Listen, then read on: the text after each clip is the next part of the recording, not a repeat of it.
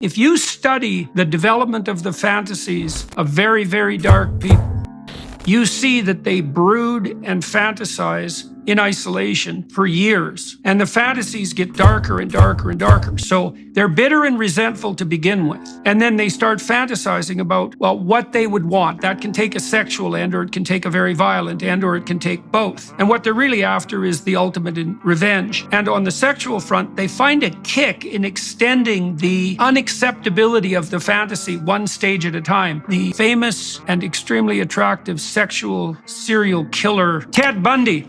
Ted Bundy detailed out exactly how his fantasies progressed as he became more and more involved with pornography. And what happens in some sense is that these people who are nursing these terrible fantasies want to stay on the edge of novelty. And so their fantasies get darker and darker and darker as they progress down that road. And so after 1,000 such micro progressions, they end up in exactly the sort of pit that you're describing. And some of that is pure sexual kick because of the novelty. But it's got this sadistic and perverse, vengeful twist. And you could think about it this way. I think it says in the Gospels that, it would be better that a millstone was hung around your neck and that you were cast into the abyss than to do harm to any of God's children, let's say. That's actually where the perverse delight comes, because the most egregious possible sin, let's say, is the violent sexual abuse of the most innocent possible person. And the perverse novelty kick is highest at exactly that point. And then that just goes from bad to worse. And there's 1,000 or even 10,000 micro decisions that go along with that. There's also a great book called Ordinary Men. This is well worth reading, although it's a bloody catastrophe to read, I'll tell you.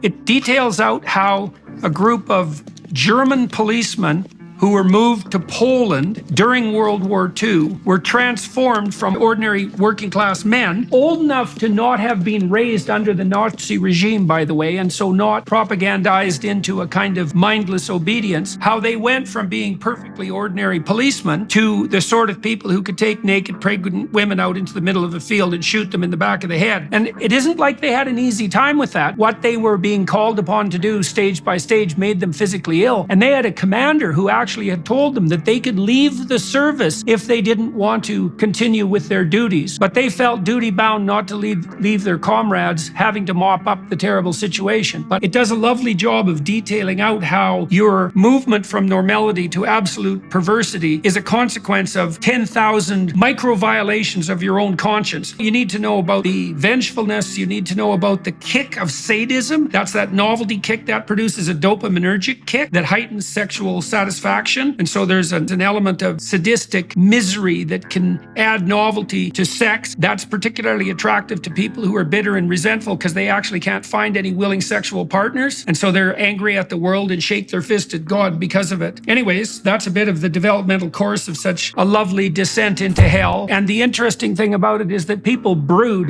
Like, you don't get to the point where you're watching pornographic videos of children being raped without hundreds or even thousands of hours of increasingly demented voluntary fantasy. And that's that allowing the spirit of sin that would otherwise crouch on your doorstep to enter your house and have its way with you, right? It's like a collaborative venture with Satan himself. That's the most straightforward way of describing it.